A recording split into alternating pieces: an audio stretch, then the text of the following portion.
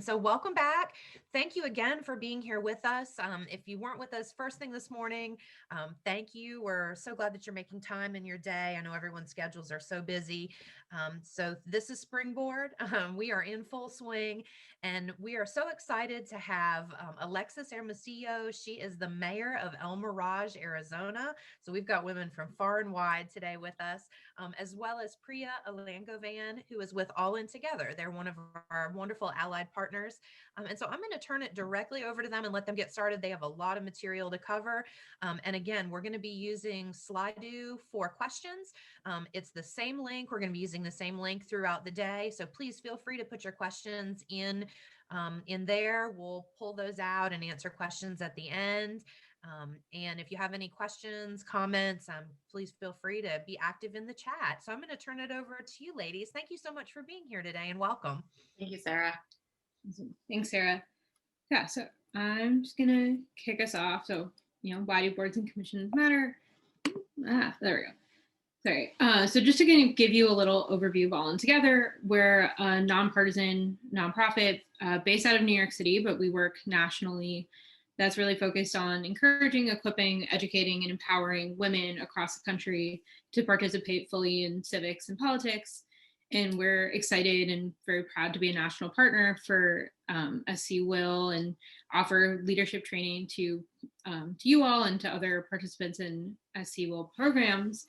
This is our third training for this year. I know we have a couple more scheduled after this, so definitely keep an eye out for more programs with us that you can join. And we also have our own national programming, and so feel free to kind of check us out on social media or send us an email after the session and get to know how you can get more involved with us.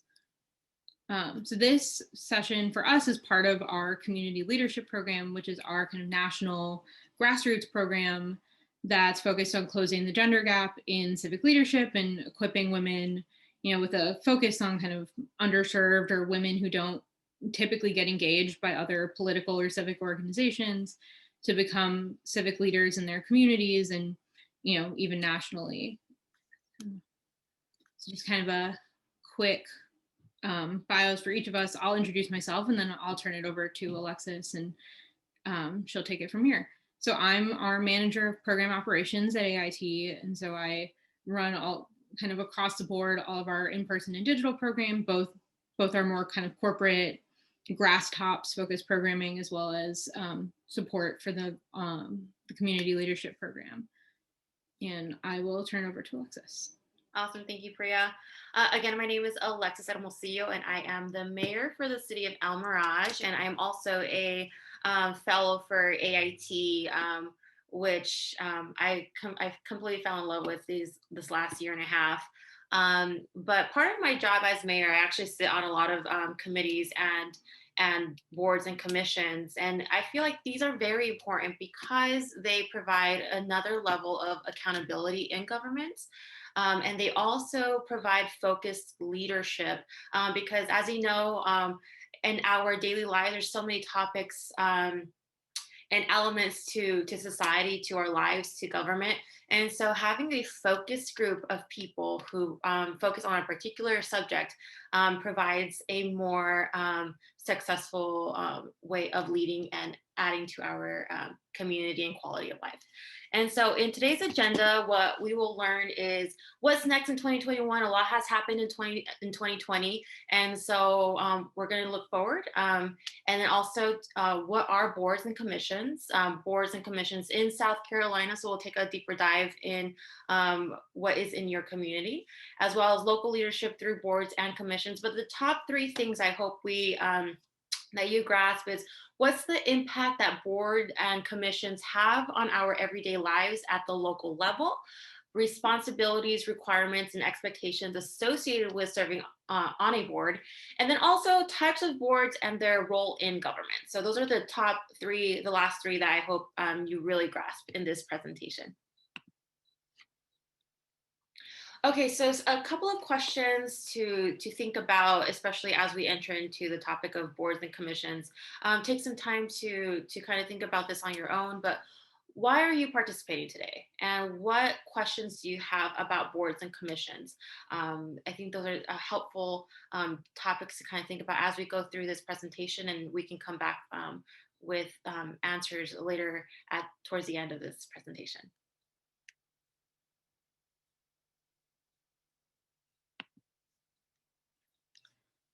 Okay, so 2020 and 2021. So we all know that 2020 was a chaotic year for all of us. We had a presidential election, we had the census, we had COVID-19. So there was a lot of social isolation, public health concerns. There were racial justice movements. There was social unrest about the elections, about public health measures, and a lot of demonstrations that came out of that. And of course, the death of Supreme Court Justice Ruth Bader Ginsburg and Congressman John Lewis, which had a great impact in our nation. But I think the biggest takeaway from 2020 is women and people of color specifically affected by all of these events. And so now we're in a new year, and we're in 2021. We have a new president and an administration.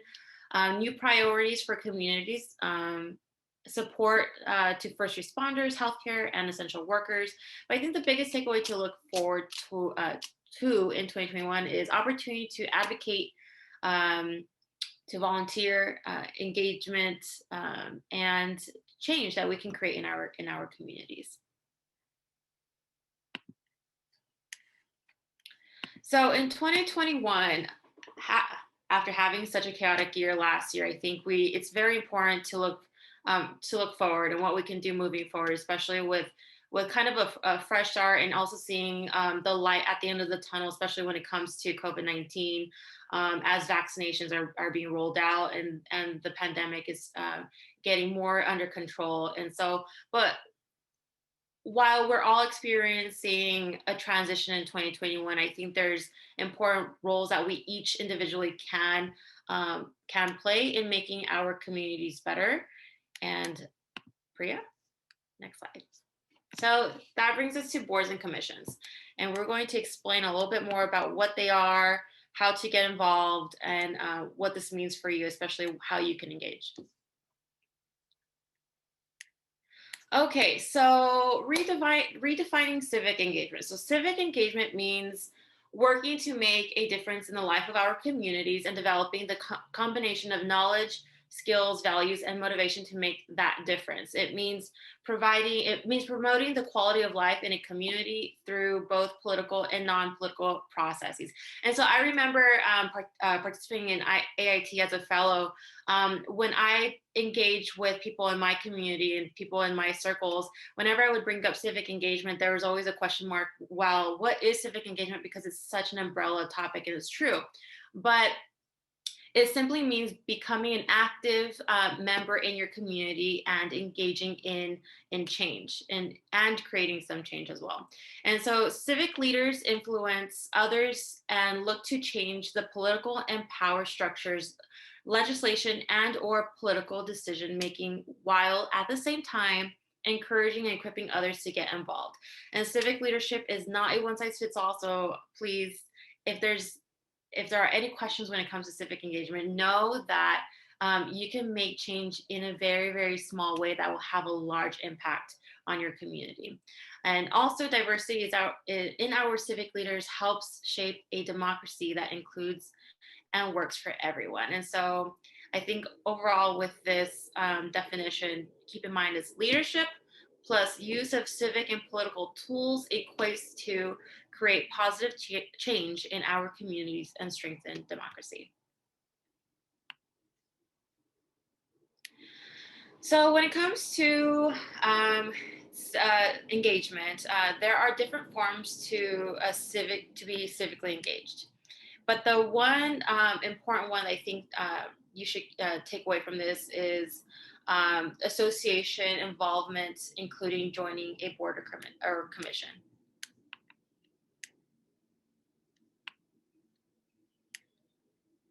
Okay, so what are boards and commissions? So obviously, you can see it's independent bodies consisting of members who are appointed by public officials, usually the governor for the state level boards and city or county officials for local boards. Boards make policy decisions and advise elected officials and government agencies on a range of issues.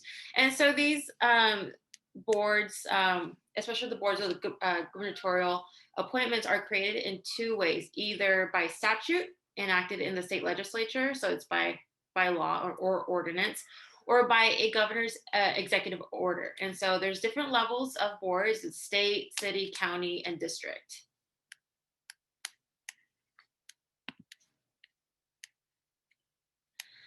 Okay, so there are definitely different types of boards, and what they do is they regulate, they advise, and they supervise.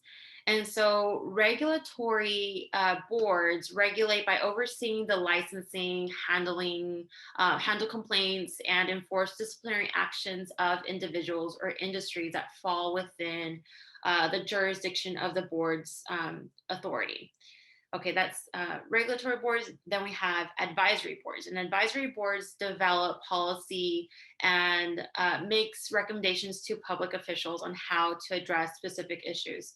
And one example of that is in my city, we have the Planning and Zoning Commission, and so they oversee anything when it comes to like zoning within our city, any plans for the development of our city. And so they make recommendations to the city council, which then the city council approves based on recommendations and research from that advisory board.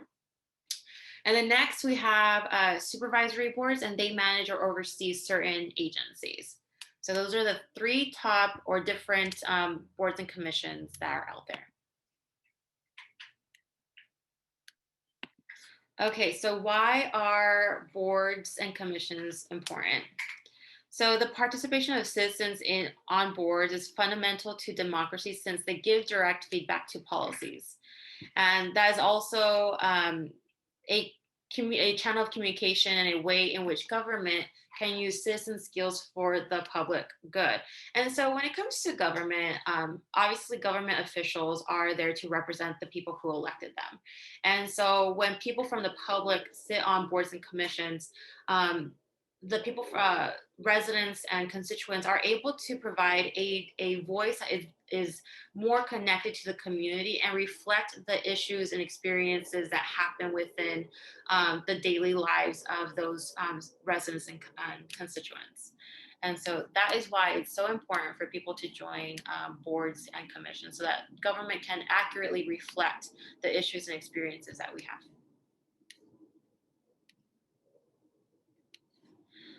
Okay, so like I said, so boards and commissions it's an umbrella topic. There's so many boards and commissions out there that people can join, and it's interesting because a lot of people, I mean, it's such a large umbrella topic that typically people don't know what kinds of boards and commissions are out there, but there are boards. The more recognizable boards are like for domestic violence, cosmetology boards, or even dry cleaning boards. It is likely that we all have a committee that we can help on based on the skill sets that we have to offer, or that we want to learn from. And so in South Carolina in particular, there are boards that cover cosmetology, funeral services, domestic violence, dry cleaning, waste management. And so if there is a passion that you have in life, I'm pretty sure there is a board or commission that fits that passion that you can serve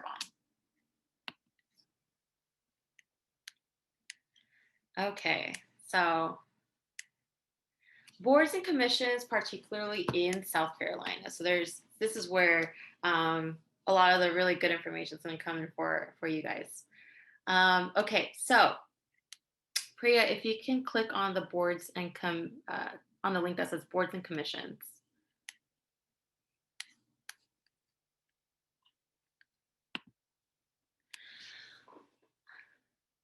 Awesome. Okay. So in South Carolina has over 250 statewide boards and commissions, and even more on a local and county level.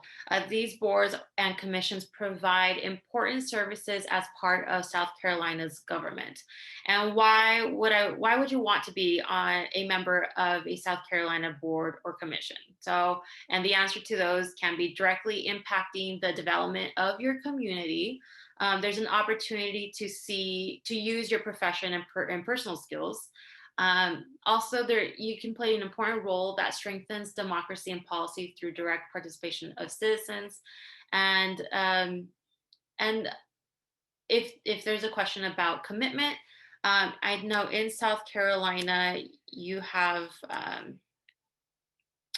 I think it just depends on the term as far as commitment. Some terms can be 1 year, 2 years, 3 years. Is very specific to that board.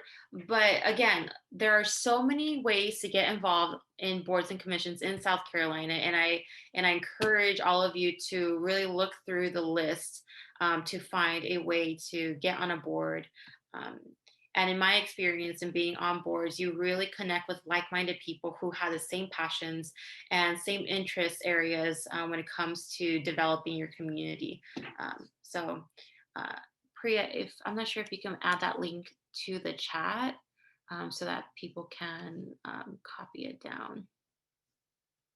I can't access the chat while screen sharing, but I do believe that Sarah and the SC Will team will send out the slides following the presentation. And there are a lot of different links in here that we'll go through throughout the presentation. So feel free to kind of explore more after the conference and once you get all the information. Awesome. Thank you so much, Priya. And thank you, Sarah and Eleanor. Awesome. Okay. And so who can become a board member? I think that's like the biggest question of this presentation for you who are watching. And so some positions are filled via appointment following an application. Others are appointed by the governor or other public officials. And different boards and commissions have different requirements. And the best way to find the requirements for the position for a particular board or commission is to read the applicable statute. So we're going to also take another look at another link.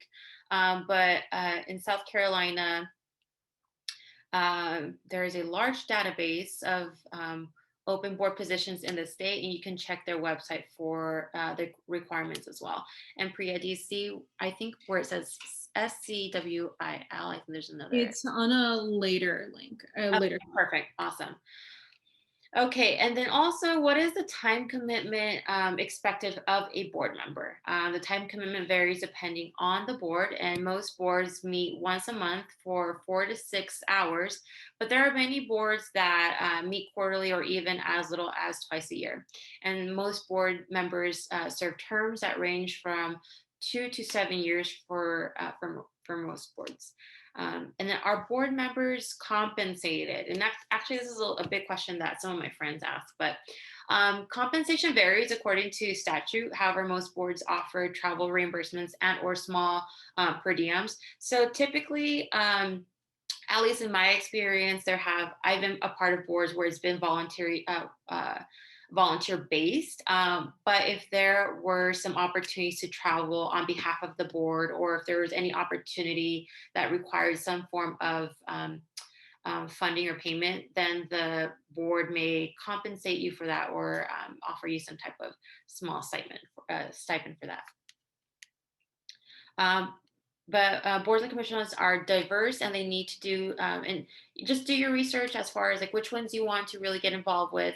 And typically it's a minimal commitment. And so I encourage everyone, even if you have a busy life, there's always something for everyone. So. Okay, so let me see. Okay, so these are just examples of boards in South Carolina. There is the Bicycle Pedestrian Advisory Committee, acronym is BPAC. And this advisory committee advises the mayor and city council members transportation planning staff, community organizations, and partners on bicycling and pedestrian issues facing the city. They also represent the community and constituent interests in transportation planning decisions. So again, like I said, if you have a particular passion, and in this case, if you're passionate about bicycles and bicycling, this is a perfect example of getting involved in your own way that serves your passion, but also serves your community. There's another one that is the Tree and Appearance Commission, and that reviews and recommends policies and ordinances affecting the planting, removal, preservation of trees on public and private property, and provides public education and advocacy on tree value, preservation, and care.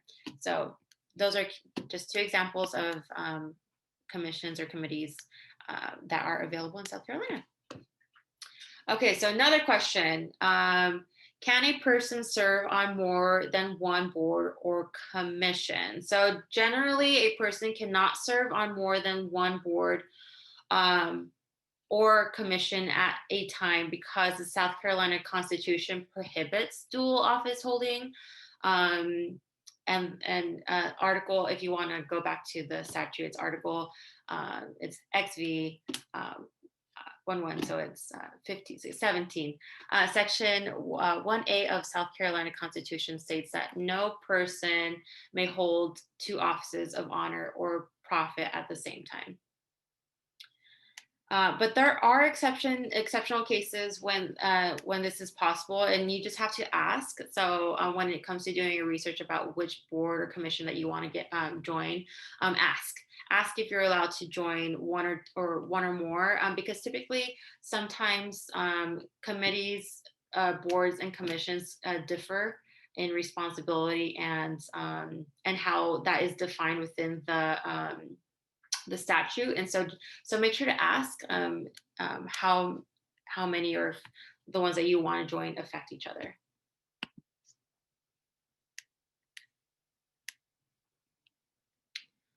Okay, so how do I know which local boards and commissions have vacancies?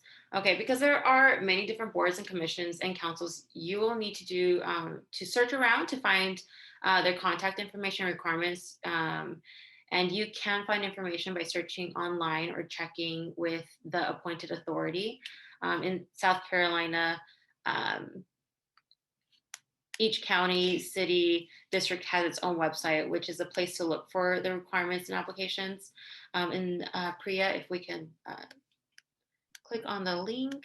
So I think you'll probably be seeing this website a couple times today, but as you may have heard previously in the session, like SC Will maintains the largest database in the state for open positions on city and county boards and on state boards as well. So you can definitely go to their website and, find your city or your county and, find out what boards are available. So here, I'm just going to click on one at random so you can kind of see what it looks like, right? And so you've got the open date, you've got what district it's in and the application, and you can learn more about the boards. And so I think this is a great way if you don't have the time to go through the entire state legislative manual to find out what's available. This is an easy way for you to kind of sort through all of it and find the applications and apply. And then there's also this page for I went too far, for these state boards as well. And I know that the SC Will team will be also announcing their new initiative around boards and commissions at the end of the conference. So definitely recommend that you stay on to learn more.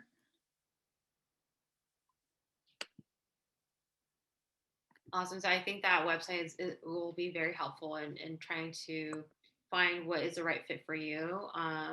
And as mentioned earlier, there's 250 boards in South Carolina, boards or commissions. And so please take some time, look around. It's very important to have your voice be heard on these boards and commissions, because again, like I said, government has to reflect the people that elected officials serve. And like Kalandra was saying earlier, your voice is important, and your experiences really reflect um, what others may also be experiencing as well. And so we really need to have a more accurate representation of democracy, especially moving forward. And commissions and boards are just like a perfect way to even get started, um, in order for our democracy to really shift and change. And so, Priya, if we can go to next steps, joining a board or commission. I'm just gonna add on quickly. I think one thing that's important to note, and I see this a lot, for locally in New York City, when people I know apply for boards, they don't always get on the first time. And, in South Carolina, they'll hold your application on file for 2 years once you apply. So even if you don't get on the first time around, you could get called for a different board, or when another seat on that same board you applied for opens up later. So I think it's important, even if it doesn't work out the first time around, not to get discouraged and to keep trying. Yeah, and even to add to that, what Priya is sharing, I personally sit on the selection committee for one of the boards that we have, commissions that we have in my city. And so what I have noticed is that sometimes people get intimidated by the application process itself and some of the questions that may be on there. But really what elected officials, at least I can speak for myself, that I would be looking for is someone who is passionate about serving, who is willing to learn about the issues and really be committed to the development of the community. And so, speaking from experience, do not be intimidated by the questions or the application process that you may have to go through. Just do it. You actually would be surprised as to um, how. How you can contribute and how people may view your skill set as being attributes to the community that you're serving, especially the commission that you'd be on. Okay, so when it comes to joining a board or commission, these are some things to think about. So, what are your passions and values? I think that was like one of the biggest thing, because when you are passionate, obviously, when you're passionate about a topic, you have you just give so much more. What is your capacity in relation with this commitment? Keep in mind there's time, there's travel that may be associated with some commissions and boards. What is your motivation for joining the board? What are your personal, professional, and community goals? How can you make a difference through this role? What are some ideas, plans, changes in policy that you'd like to bring to the table? And finally, how can you best represent your community through this role? So whether it be like gender, age, race, income level, something to that nature.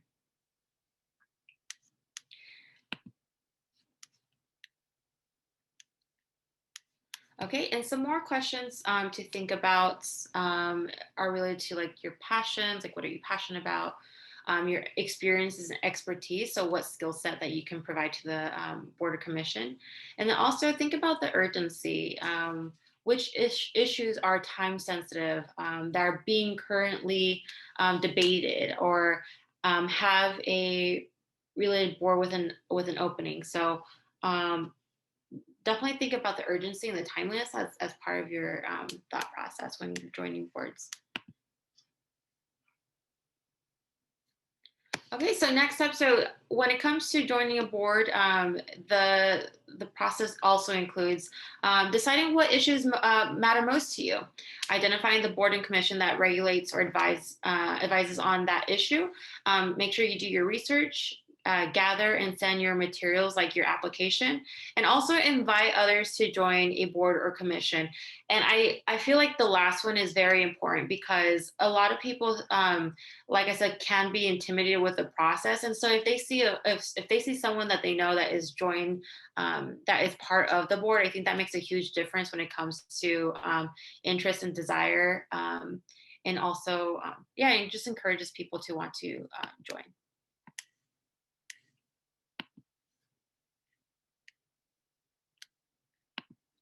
Okay, so this is my favorite part because I love engaging. While I love to share information, I love to engage with folks, and so this is my favorite part where we get to talk with each other and share our ideas, questions, thoughts about this particular topic, which is boards and commissions.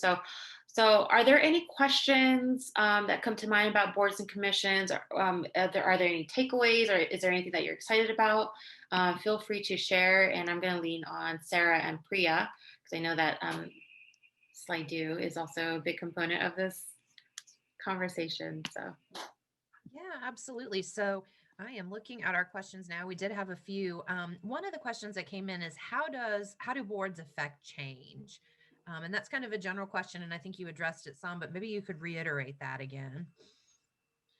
yeah. And so, when it comes to impacting change, like I said, in government, especially if in my role as mayor, there are so many topics that encompass leading a city especially when it comes to transportation, when it comes to economic development, community development, public works, community events. Like there's all these different topics that the mayor and council oversees. And the commissions and boards offer an opportunity for another group of people who are passionate about a particular topic to focus on one topic itself and provide their suggestions and feedback to the council for the council to make a more sound decision based on the research that is provided. And so for me, it's very helpful to have another group of people, another set of eyes, another set of minds looking particularly at a topic to provide deeper knowledge and recommendations. And so that in itself makes a huge impact later down the road on a certain topic.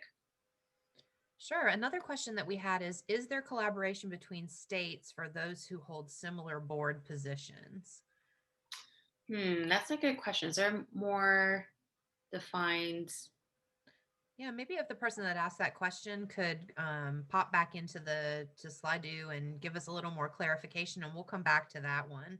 Um, and there's also a question here about advice for getting appointment to a specific board or commission. And certainly you can give a few thoughts on that, but we are going to have an entire session today, right after lunch, that is, first of all, about selecting a board that's right for your skills and experience, as well as your interests, and then also what you can do to network and lobby for you to be appointed. Is there anything else that you guys would like to touch on in terms of advice for getting appointed?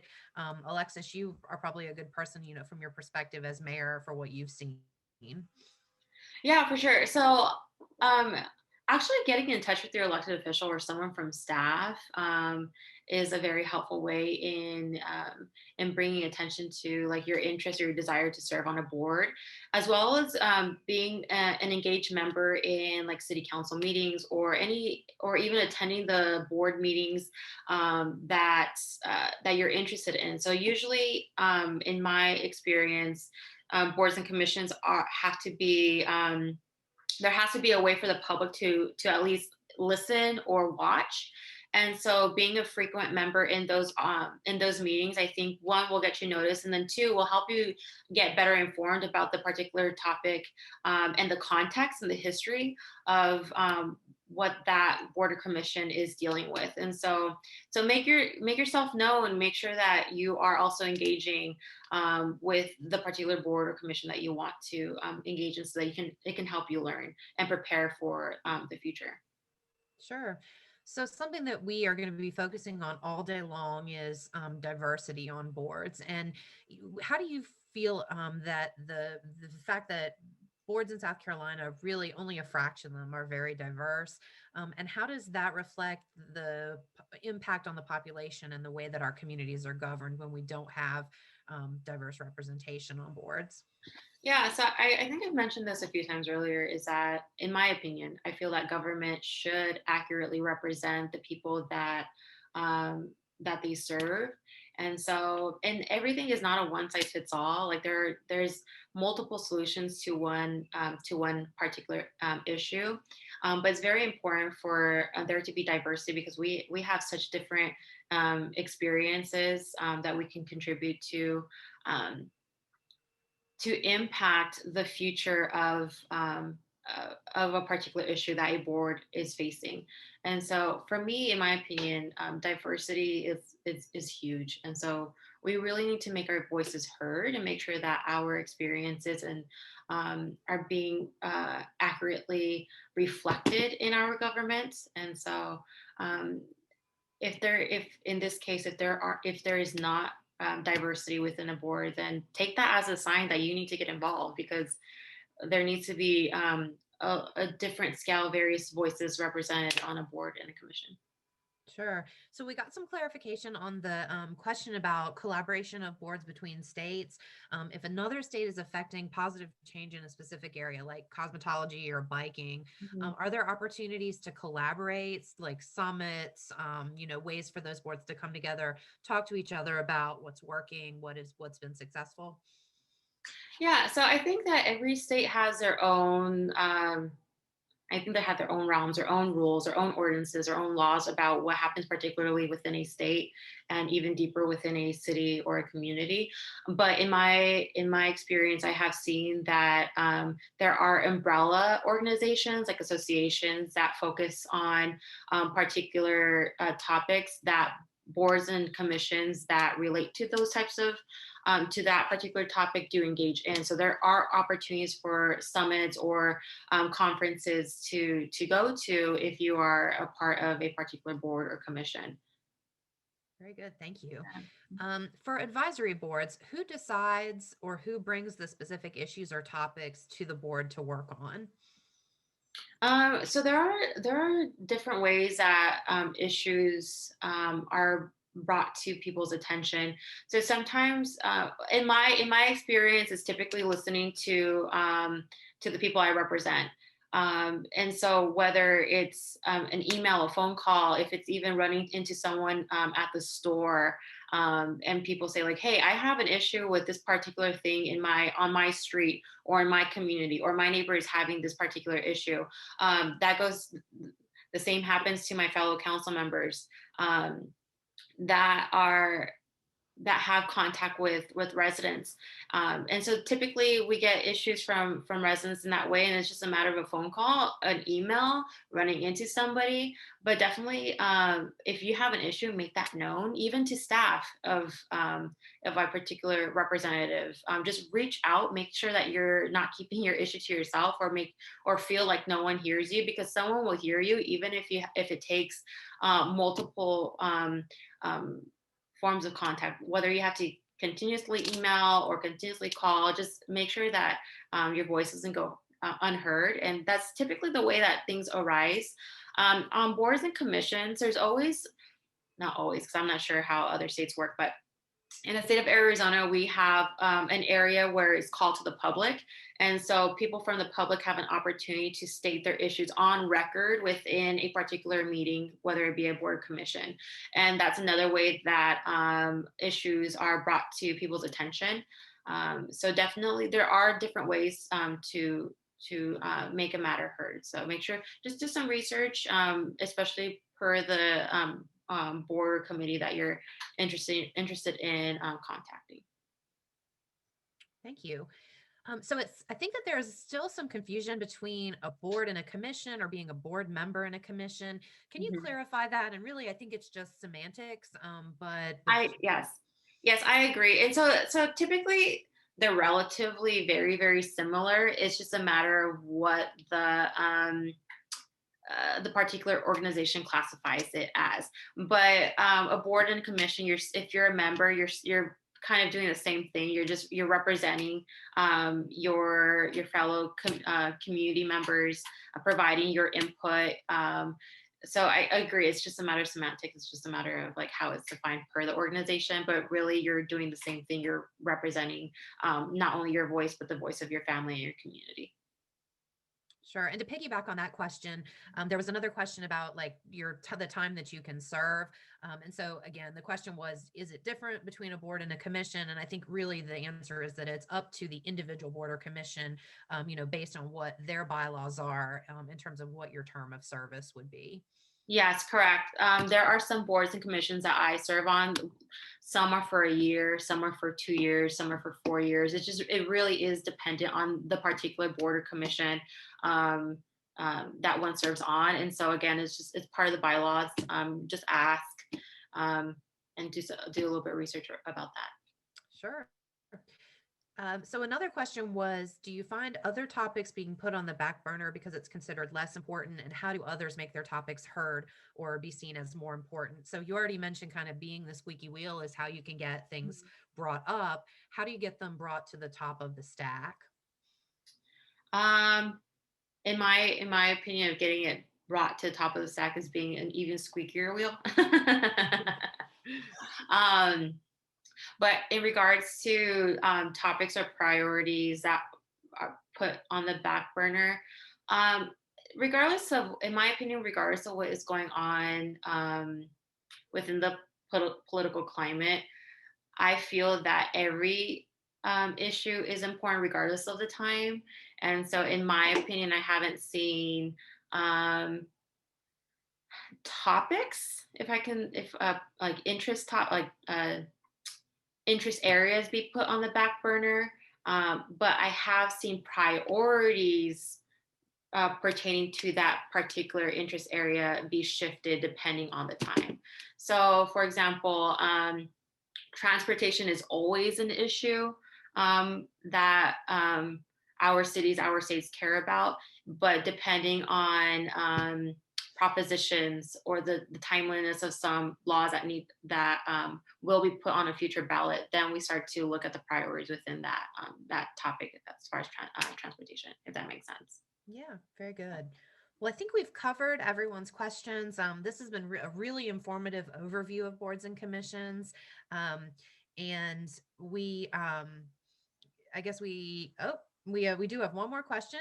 We just heard the last speaker touch on networking. What are some tips to be successful in the corporate game? Um, can you sort of share, like, anything that you've seen, particularly in your experience as mayor and on that leadership journey? How could we translate what she was saying about the corporate game into what you've experienced in more of a public realm? Yeah, for me, when it comes to networking, especially in a public realm, um, for me, being present, I think has really helped me, not only physically but mentally, and also being not only present but pleasant. Um, and so, making friends is very helpful. Being respectful has really gone a long way. Even before I was mayor, I was always that person who made sure I introduced myself to somebody. And just made constant contact with people. I think that goes a long way. It was interesting to hear what Kalandra was talking about regarding moving into this virtual realm and how do you continue to network with folks. But she was, she made such a great point as far as like even the little things go a long way, as far as like saying like, hi, it's really nice to hear you, or really nice to see you. I think it's the small things that really make a difference. And so meeting someone, especially in the public, when in public realms, when there were events, I'm hoping there will be events in the near future. Um, but even when I've met constituents and who really take the time to like um, come up to me or me come up to them and just engage in small conversation goes a long way.